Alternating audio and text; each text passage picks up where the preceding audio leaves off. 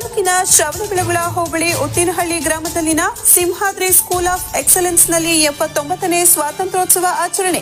ಹೋಬಳಿಯ ಗಣ್ಯರಿಂದ ಧ್ವಜಾರೋಹಣ, ಪಥಸಂಚಲನ, ಧ್ವಜವಂದನೆ ಸಲ್ಲಿಸಿದ ವಿದ್ಯಾರ್ಥಿಗಳು, ಎಲ್ಲರ ಮೆಚ್ಚುಗೆ ಗಳಿಸಿದ ಸಾಂಸ್ಕೃತಿಕ ಕಾರ್ಯಕ್ರಮಗಳು.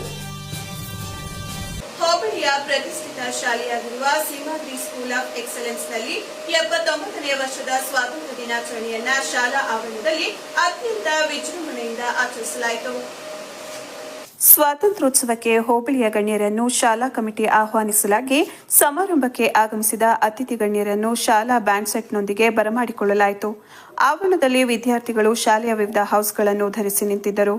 ಬ್ಲೂ, ಗ್ರೀನ್, ಯೆಲ್ಲೋ ಮತ್ತು ರೆಡ್ ಬಣ್ಣದ ಹೌಸ್ಗಳ ಕ್ಯಾಪ್ಟನ್ಗಳನ್ನು ಗಣ್ಯರು ಪರಿಚಯಿಸಿಕೊಂಡರು.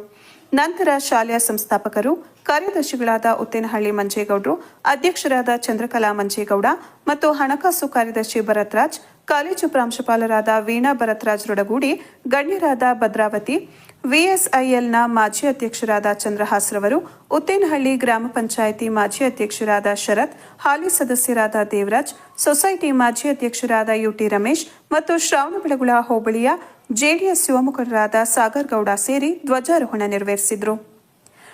ನಂತರ ವಿದ್ಯಾರ್ಥಿಗಳು ಪಥಸಂಚಲನ ನಡೆಸಿದರು. ಪಥಸಂಚಲನದಲ್ಲಿ ವಿವಿಧ ವಿದ್ಯಾರ್ಥಿಗಳ ತಂಡಗಳು ಧ್ವಜವಂದನೆ ಸಲ್ಲಿಸಿದರು.